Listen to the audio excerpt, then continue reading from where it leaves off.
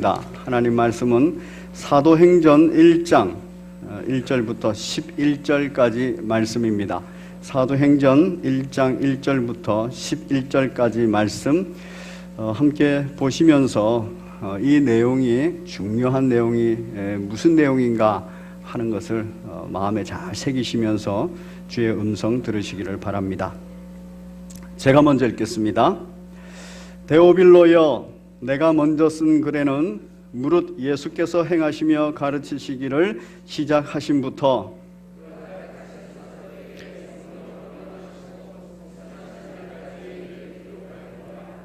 그가 고난 받으신 후에 또한 그들에게 확실한 많은 증거로 친히 살아계심을 나타내사 40일 동안 그들에게 보이시며 하나님 나라 일을 말씀하시니라.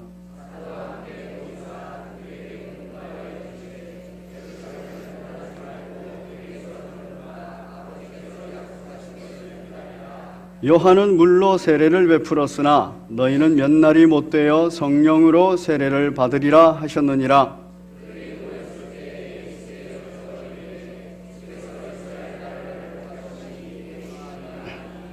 이르시되 때와 시기는 아버지께서 자기의 권한에 두셨으니 너희가 알 바 아니요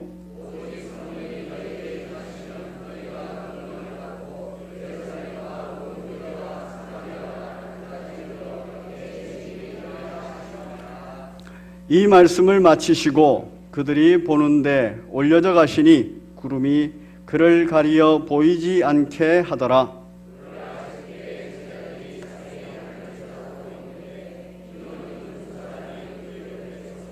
함께 읽습니다.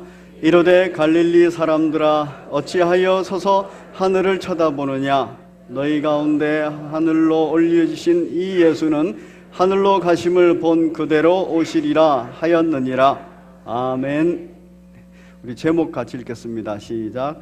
문맹률 문해율. 몇 주 전에 제 아내가 저에게 질문을 했습니다. 여보, 이 말이 무슨 뜻인 줄 알아? 이 말이 무슨 뜻이라고 생각해? 이러면서 질문을 했습니다. 뭐냐면 교회와 봄이라는 말입니다. 이 교회와 봄, 이 얘기는 우리 약속의 땅 2부 초등부가 다음 주 4월 29일 날 친구 초청잔치를 합니다. 그때 초청잔치를 하는 그 초대 문구입니다. 교회와 봄. 교육관 현관에 딱 붙어 있어서 제 아내가 그걸 보고 저한테 질문을 한 겁니다. 여러분, 교회와 봄 이러면 무슨 뜻 같습니까? 네? 네. 친구 초청잔치를 봄에 하니까 교회 그리고 봄 그런 얘기구나. 교회와 보라. 네. 저도 그렇게 얘기했어요. 저도 내려가서 보니까 분홍색에다가 해놨어요. 그래서 이게 봄 냄새도 나고 봄이라는 글자에다가 꽃을 그려놨어요. 그래서 이게 봄인가 보다. 그래서 교회와 봄, 교회 그리고 봄에 초청잔치를 하는 건가 보다. 이렇게도 생각했고 지금 말씀하신 대로 이거 교회와 보라 이런 말인 것 같았어요. 왜냐하면 우리 예수님께서도 제자들에게 그랬지 않습니까? 와보라! 와봐서 뭐 한다고요? 보여주겠다는 거예요. 그래서 친구 초청잔치를 저렇게 했나 보다. 그런데 또 다른 그 안내장을 보니까 다른 색깔이 있어요. 아주 예쁘게 저렇게 세 개장을 붙여놨더라고요. 근데 더 참 감사한 것은, 그리고 기쁜 것은 초등부실로 내려가는 계단에 저렇게 아주 화려하게 장식을 해놨습니다. 저 조그만 카드 같은 데에도 그게 전부 다 교회와 봄이라고 다 써 있습니다. 그래서 교회와 봄, 이 무슨 뜻일까? 잘 생각해 보십시오. 이 한 가지 참고로 말씀드리면, 제가 말씀드렸어요. 다음 주에 초등부 친구 초청잔치 합니다. 위에서 기도도 해주시고 여러분 자녀를 또 초청잔치에 꼭 보내서 함께 교제할 수 있도록 해주시기 바랍니다. 이 초등부실로 이렇게 내려가면 초등부실 건너편에 고등부실이 있어요. 이 고등부실에서도 저렇게 아주 멋지게 광고를 했습니다. 고난주간과 부활절을 기념하면서 광고를 했는데 제가 딱 보는 순간에 가슴이 확 두근거렸어요. 우리 찬양대는 다 보셨죠, 그렇죠? 왜 가슴이 두근거렸는지는 제가 말씀드리지 않겠습니다. 직접 가서 보시기 바랍니다. 해석에 대해서, 교회와 봄의 해석에 대해서 제가 얘기를 아내하고 나눴어요. 그런데 뭐 여러 가지 해석이 나오더라고요. 근데 답을 모르겠는 거예요. 그럼 어떻게 해야 되죠? 저 문장을 만든 저자한테 물어봐야 되죠, 그렇죠? 제가 임승환 목사님한테 전화를 했습니다. 임승환 목사님한테 전화를 하니까 이게 무슨 뜻입니까? 제가 물으니까 얘기를 해주라고요. 이거는 정확하게 말하면 한 가지 뜻을 갖습니다. 그런데 분위기상은 교회 그리고 봄이라는 계절적인 분위기도 있습니다. 그렇지만 이 말의 뜻은 정확하게 교회와 봤니? 라는 뜻이라는 거예요. 전혀 교회와 봤니는 제가 생각을 못했습니다. 그런데 교회와 봤니라는 그 저자의 해석을 딱 듣고 제가 다시 이걸 봤어요. 그러니까 여러분, 저 봄 옆에 뭐가 붙어 있습니까? 물음표가 그때 보이는 거예요. 저는 그냥 교회와 봄이면 제 생각대로 몇 가지가 있었기 때문에 그 생각대로 그냥 보니까 물음표가 안 보였어요. 그런데 저자의 직접 설명을 들으니까 물음표가 딱 보이면서 이 물음표가 핵심이었구나. 이 물음표 때문에 이 문장은 해석이 교회와 봤니? 밖에는 안 되는 거구나. 그렇게 알게 됐습니다. 여러분, 우리는 글자를 읽을 수 있습니다. 우리나라는 문맹률이 세계에서 손꼽을 정도로 낮은 나라예요. 그 세종대왕께 감사한 일이죠. 그 한글을 이렇게 만들어가지고 문맹률이 세계적으로 아주 낮은 나라입니다. 그래서 최근에 경제기획부에서 발표를 했어요. 우리나라의 인적 자원의 능력이 얼마나 되는가 발표를 하면서 이것이 문맹률이 하나가 들어갑니다. 거기서 발표한 문맹률이 1.7%. 우리나라 전 인구의 1.7%가 지금 글자를 모른다. 그런 얘기예요. 그런데 그 1.7%도 누구냐 하면은 아주 연령이 높으신 분들. 그분들 중에 1.7%가 있다는 거예요. 그래서 이 얘기는 실제적으로는 우리나라 문맹률은 0%다. 우리나라 경제와 관련해서 문맹률은 0%다.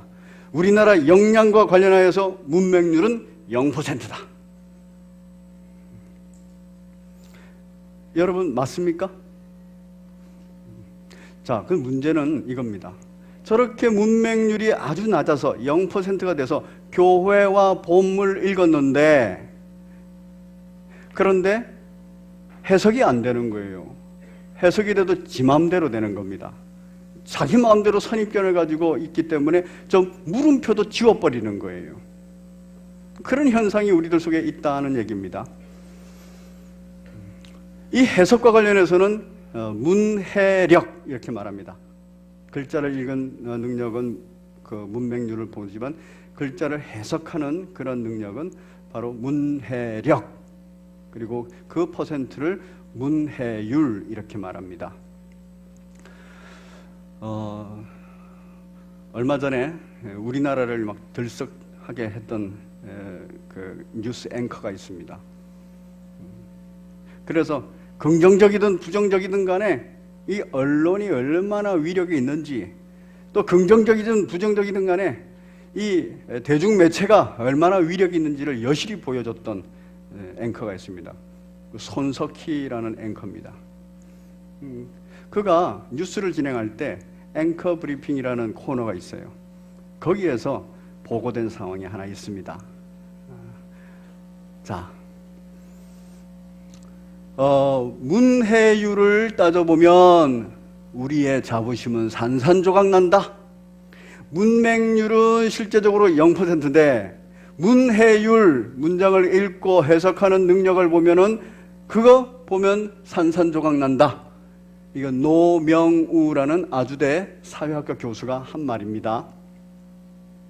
두 번째는 실질 문맹률, 즉 문자 해독 능력은 매우 떨어진다.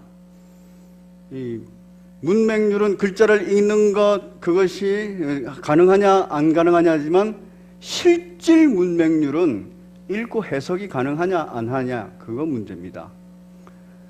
그것의 문자 해독 능력은 매우 떨어진다. 김정탁이라는 성균관대 신문방송학과 교수의 말입니다. 이 말을 이 코너에서 인용을 했습니다. 자, 여러분은 분명히 그 글자를 다 읽으실 수 있는 분입니다. 그런데 글을 읽고 해석하는 능력은 어떻습니까? 지난주에 제가 요한복음을 설교하면서 말씀을 한번 읽은 곳이 있습니다.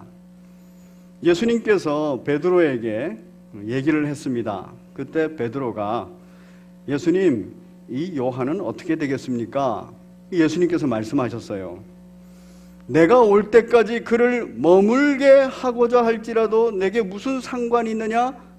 그런 거 신경 쓰지 말고 너는 나를 따르라. 이렇게 말을 했습니다. 그런데 이것을 베드로가 이해할 때, 베드로가 해석할 때는 그 제자는 죽지 아니하겠다 이렇게 해석하고 다른 제자들한테 말을 했다는 거예요. 이게 죽지 아니하겠다 이런 말인가요? 아니었지요. 너는 너에게 맡겨진 주님의 사명을 가지고 가라 이런 말이었습니다. 제가 지난주에 이 본문을 읽으면서 이렇게 이해를 잘 못했기 때문에 사도 요한이 요한복음을 기록하면서 그 말에 대해서 다시 해석을 했다는 거예요. 다시 해석을 해주면서 이렇게 말했습니다. 그 말은 예수의 말씀은 그가 죽지 않겠다 하신 것이 아니라 내가 올 때까지 그를 머물게 하고자 할지라도 너에게는 상관없다. 정확하게 다시 한번 해석하고 짚어준 겁니다. 이 비슷한 얘기가 사도행전에도 있다라고 제가 말씀을 그때 읽고 2부 예배 때는 읽었습니다. 바로 이스라엘 나라를 회복하심이 이때니까 말을 들었어요. 말을 하고 말을 들었는데 이게 해석이 안 되는 겁니다. 그러니까 때와 시기는 네가 알 바가 아니다. 너는 내 증인이 되는 일만 해라. 그렇게 얘기를 하신 거예요. 바로 이 사도행전의 오늘 본문 1절부터 11절까지의 내용은 굉장히 중요한 내용입니다. 보시면 아시겠지만 여러분 아까 읽으시면서 이 부분들을 다 이렇게 이해를 하셨는가 한번 체크해 보십시오. 읽으시면은 1절에서 데오빌로여 내가 먼저 쓴 글에는, 그럼 먼저 쓴 글이 뭡니까? 네, 누가복음이죠. 거의 대단한 능력들이세요. 저만 아는 줄 알았더니 다 알고 계시네요. 무릇 예수께서 행하시며 가르치시기를 시작하신 부터 그가 택하신 사도들에게 성령으로 명하시고 승천하신 날까지의 일을 다 기록을 했다. 그러면 이 1절, 2절 속에 이 복음서가 다 들어있다는 얘기입니다. 그리고 그가 고난받으신 후에, 즉 십자가에 달리신 얘기, 친히 살아계신 부활하신 얘기, 40일 동안 하나님 나라 관해서 말씀하신 얘기, 또 말씀하시는데 핵심은 4절에서 약속한 것을 기다리라. 이 약속한 것을 기다리는데 약속한 것이 뭡니까? 성령님이시죠. 5절에 보면 성령 세례를 받게 될 것이다. 이 말을 하고 났는데 제자들은 그럼 그 성령 세례를 받는 그때가 이스라엘 나라를 회복하심 때입니까? 라고 이해를 못하고 질문한 거예요. 예수님께서 그가 아니다. 그런 거는 하나님께서 알아서 하실 거고 너희는 내 증인되는 일만 해라. 말씀하십니다. 그리고 아주 중요한 얘기를 또 천사를 통해서 하십니다. 11절 같이 읽겠습니다. 시작. 이르되 갈릴리 사람들아 어찌하여 서서 하늘을 쳐다보느냐 너희 가운데서 하늘로 올리신 이 예수를 하늘로 가심을 본 그대로 오시리라 하였느니라. 성경은 정확하게 하늘로 가심을 본 그대로 뭐 한다고요? 재림하신다고요. 그런데 이 말에 대해서도 얼마나 해석이 많은지 모릅니다. 교회 그리고 봄인지, 그리고 교회와 보라 이렇게 말하는 건지, 보여줄게 이렇게 말하는 건지, 아니면 정말 교회와 봤니? 라고 묻는지, 이 해석이 너무 많아요. 그래서 수많은 이단들이 이 해석을 가지고 사람을 미혹합니다. 그리고 그 해석에 대해서 막 현혹이 돼가지고 이단에 빠집니다. 글자를 읽는다는 것과 그리고 그 글로 되어 있는 문장을 해석한다는 것, 그거는 굉장히 다른 겁니다. 성경을 읽을 수는 있습니다. 그런데 성경을 읽는 것은 해석하는 것과 다르다는 것입니다. 제가 20대 때 대학에 들어가서 친한 친구가 있었어요. 그 친구 철학과 친구인데, 그 친구는 철학도 재밌어하고 논리학에 관심이 있는 친구였어요. 그런데 예수는 안 믿는 사람입니다. 제가 그 친구한테 이 사도행전 1절부터 11절까지를 한번 읽어보라 그랬어요. 전도할 생각으로 읽어보라 그랬는데 몇 번을 읽더라고요. 몇 번 읽었는데 이거는 지금 논리적으로 성립이 안 되는 문장으로 돼 있어. 논리적으로 성립이 안 된대요. 그리고 이건 그러기 때문에 해석을 할 수가 없어. 이해가 안 돼. 그런데 저는 그때만 해도 잘 이해되고, 이것보다 논리적으로 정확한 논리가 없었어요. 근데 얘는 읽고 나서 그게 해석이 안 되는 거예요. 이해가 안 되는 겁니다. 성경, 이 계시의 말씀은 미스테리입니다. 미스테리라는 뜻이 있죠. 비밀이란 뜻, 이런 뜻인데 좀 더 구체적으로 말하면 신기하고 묘한 비밀. 그런데 이 시크릿이라는 단어도 비밀이라는 단어가 있지 않습니까? 근데 여러분 그 아주 유명한 드라마 있었죠? 시크릿 가든. 그 시크릿 가든은 어디에 숨겨져 있어요? 아무나 못 들어갑니다. 숨겨져 있어요. 감춰져 있어요. 시크릿은 감춰놓은 곳입니다. 덮어놓은 거예요. 남이 못 보도록. 그래서 1급 비밀, 특급 비밀 이래가지고 감춰놓은 거예요. 그런데 미스테리는 뭐냐 하면은 비밀이에요. 근데 전부 다 오픈되어 있어요. 그런데 이성으로는 이해가 안 되는 겁니다. 왜? 신기하고 묘하다는 느낌밖에 안 들지 이게 뭐다라고 말을 못하는 거예요. 교회와 봄 이랬는데 그 물음표를 이해를 못하니까 교회와 봤니? 라고 해석을 못하는 겁니다. 바로 미스테리, 하나님의 계시의 말씀은 미스테리예요. 그런데 누구는 알 수 있어요? 아무리 똑똑해도, 철학을 전공해도, 논리학을 전공해도 주님을 알지 못하면 이해 못하는 겁니다. 그런데 별로 똑똑하지 않아도, 철학과 논리학 이런 걸 전공하지 않아도 그냥 신앙인들은 주의 은혜 가운데 믿음으로 쫙 아는 겁니다. 누구 때문에 그러냐면은 성령 때문에 그래요. 자, 이 미스테리의 현상이 어떤 건가? 같이 읽습니다. 시작. 들어도 알지 못하는 신비. 예수님을 알지 못하면, 성령이 내주하시지 않으면 들어도 알지 못해요. 두 번째, 시작. 보아도 이해 못하는 신비. 시작. 읽어도 해석 못하는 신비. 바로 하나님의 말씀, 이 계시의 말씀은 성령 충만해야만 됩니다. 그래야 듣고 알게 되고 보고 이해하게 되고 읽고 해석하게 되는 겁니다. 왜 그러냐? 왜 그러냐면 성령께서 하시는 일을 보면 알 수 있어요. 성령께서 하시는 일, 요한복음을 우리 한번 펴보겠습니다. 요한복음 14장, 예수님께서 왜 성령님을 굳이 보혜사로 우리한테 보내주시겠다라고 약속을 하셨는지, 그리고 왜 그 약속하신 것을 예루살렘을 떠나지 말고 기다리라고 하셨는지 바로 나와 있습니다. 우리 25절부터 26절까지 25절, 26절, 27절 같이 읽겠습니다. 시작.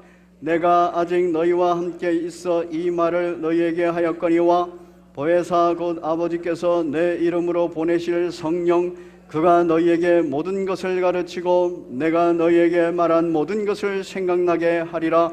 평안을 너희에게 끼치노니 곧 나의 평안을 너희에게 주노라. 내가 너희에게 주는 것은 세상이 주는 것과 같지 아니하니라. 너희는 마음에 근심하지도 말고 두려워하지도 말라. 아멘. 성령께서 오셔서 하는 일은 뭐냐면 모든 것을 가르치는 일을 하고 또 예수 그리스도께서 말한 것을 생각나게 한다는 거예요. 그리고 그 목적은 어디를 향해 있냐면 평안을 주는 데 있다.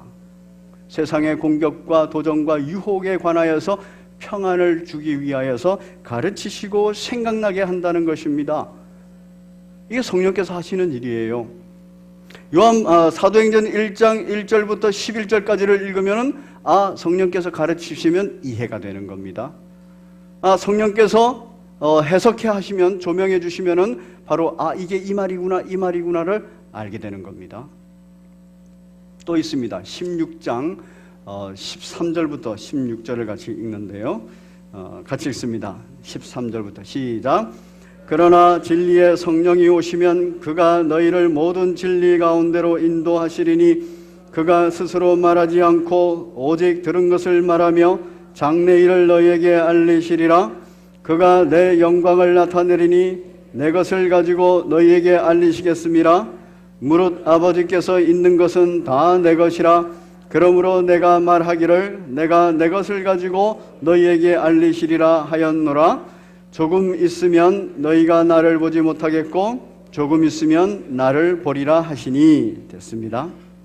13절에 진리의 성령이 오시면 진리 가운데로 인도하시는데, 들은 그 성령은 그리스도로 스스로 말하지 않고 오직 들은 것을 말하는데, 그리고 장래일을 말하는데 예수 그리스도로부터 들은 것, 그것으로 말미암아서 말한다는 거예요.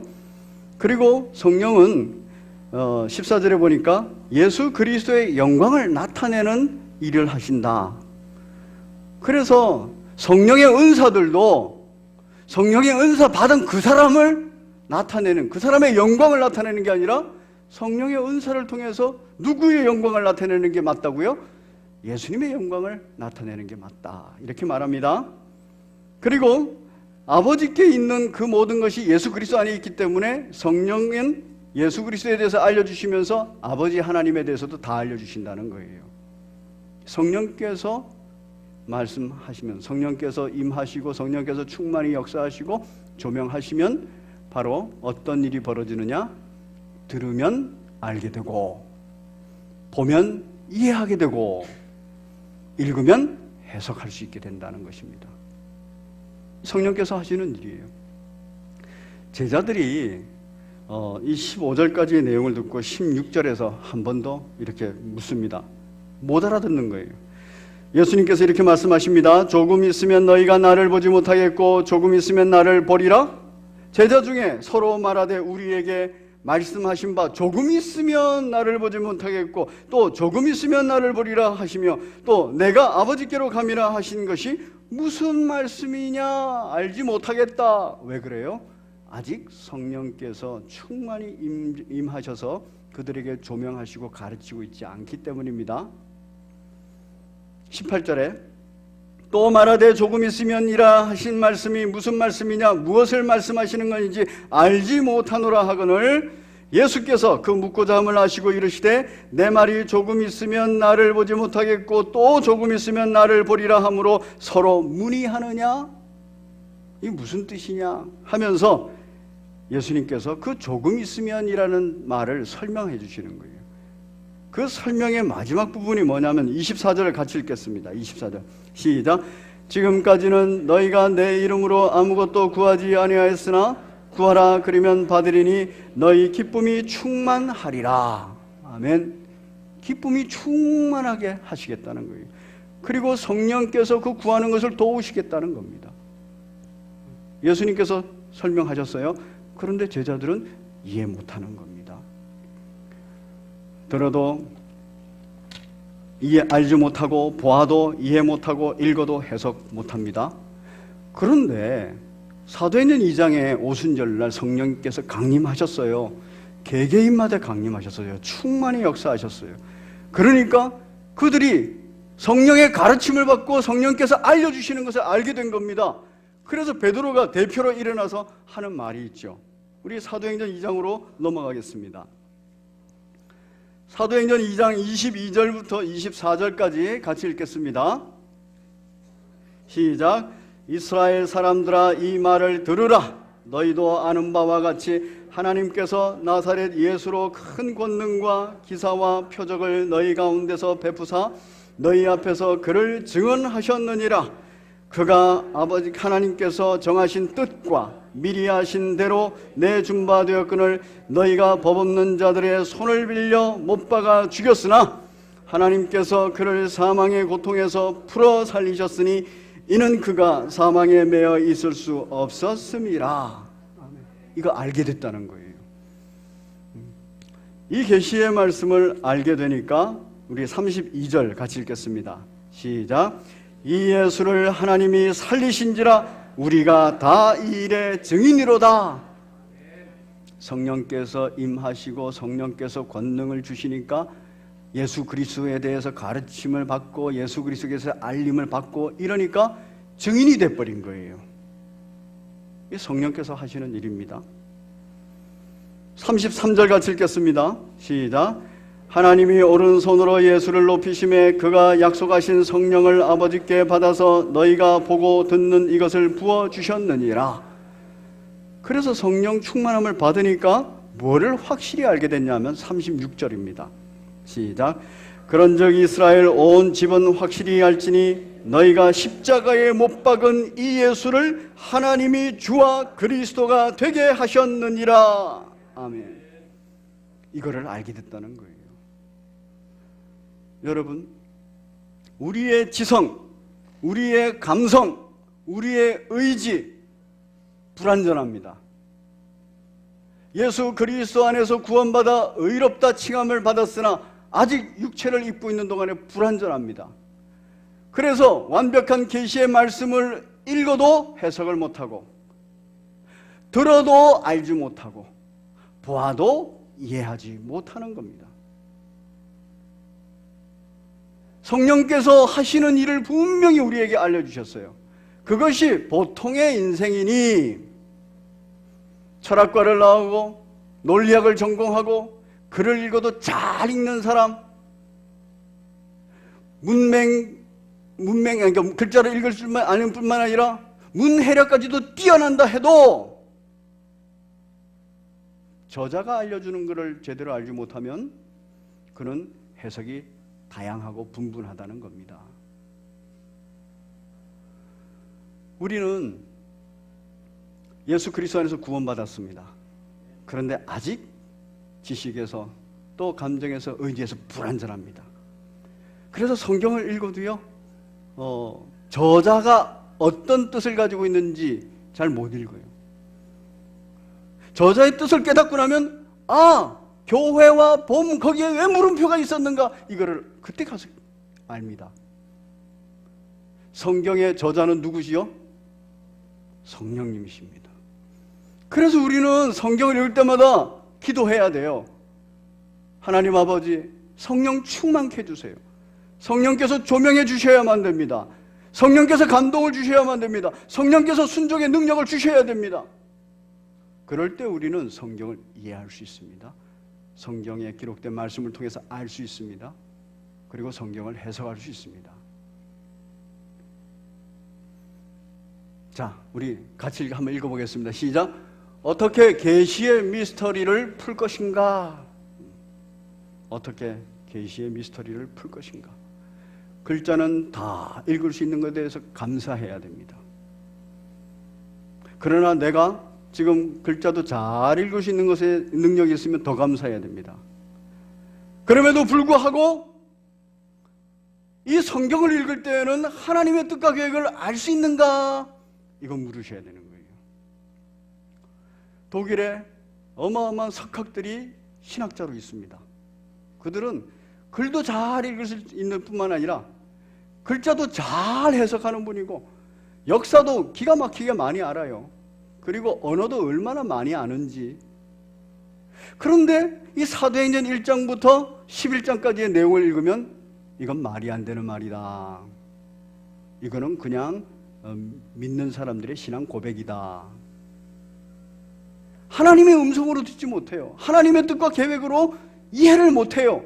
그것으로 해석을 못해요. 누구보다도 못하다고요? 저보다도 못하다고요. 왜? 성령의 임재와 성령의 충만한 역사, 성령의 조명, 그 안에 있지 않으면 이 미스터리는 해결이 안 돼요. 그냥 비밀로 덮여져 있어요. 어떻게 합니까? 같이 읽습니다. 시작. 오직 성령의 충만한 은혜를 구하라. 부활절 기념 후 오늘이 세 번째 주일입니다. 일곱 번째 주일이 되면은 50일째 되는 성령 강림절 기념 주일이에요. 이 기간 동안에 예수님께서 40일 동안 하나님 나라 일을 말씀하셨어요. 지금 이 기간은 하나님 나라 일에 관하여서 아주 집중해서 배울 때입니다. 그리고 10일 승천하시고 10일 동안 예루살렘을 떠나지 말고 약속하신 성령을 기다리라. 그래서 10일 동안은 제자들이 그 마가의 다락방에서 막 기도하면서 성령을 기다리고 있어요.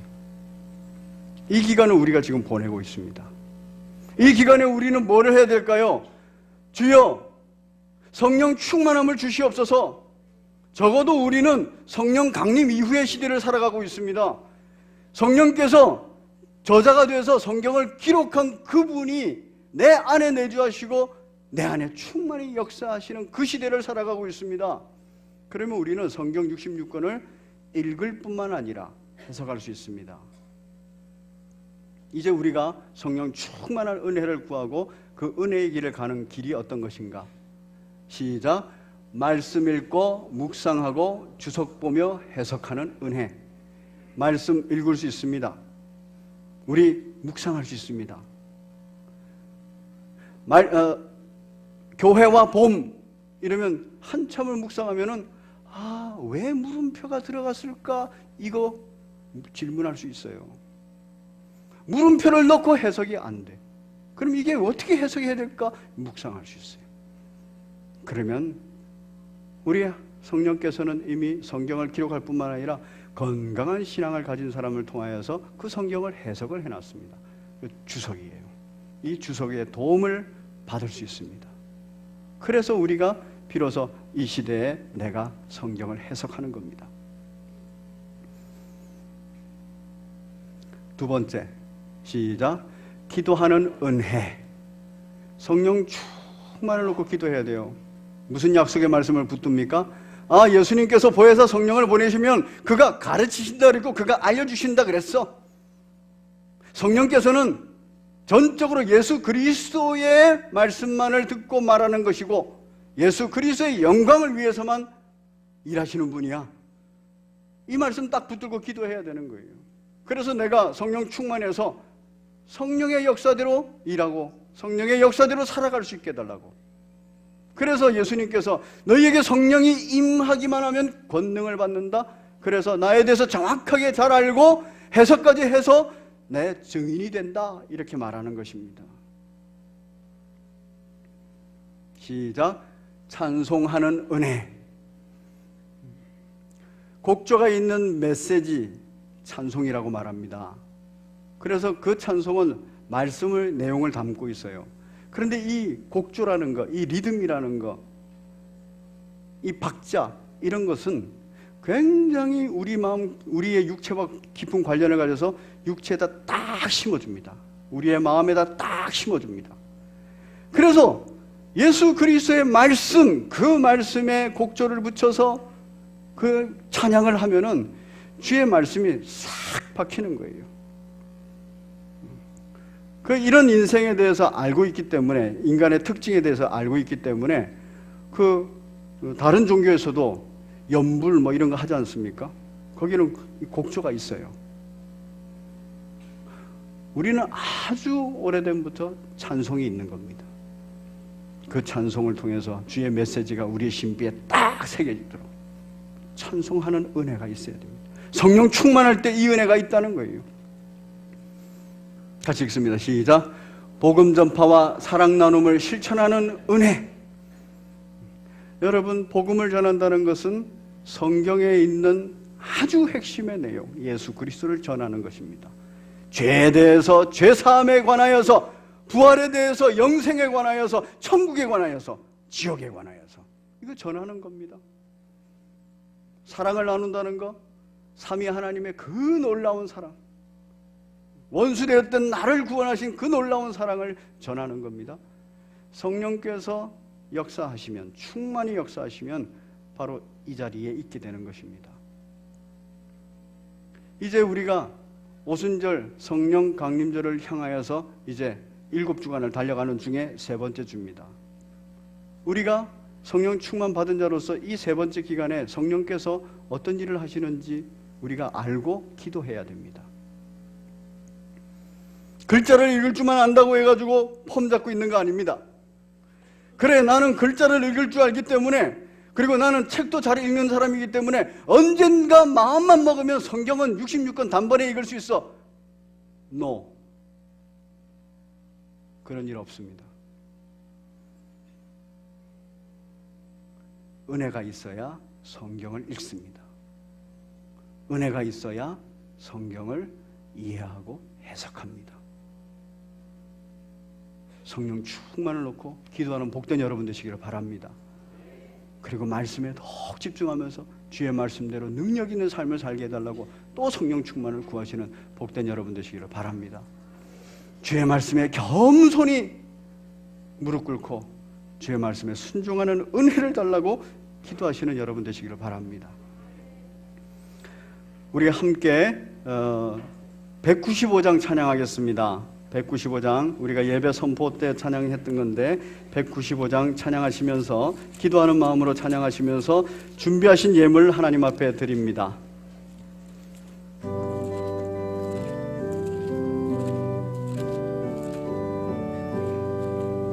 성령이여 우리 찬송 부를 때 진심으로 찬양, 우리 박수하면서 찬양하겠습니다. 성령이여 우리 기도 드릴 때 우리 곁에 계셔 일러주소서. 성령이여 우리 성경 읽을 때 그 속에서 빛을 보게 하소서. 성령이여 우리 전도할 때에 지혜로운 말씀 주시옵소서.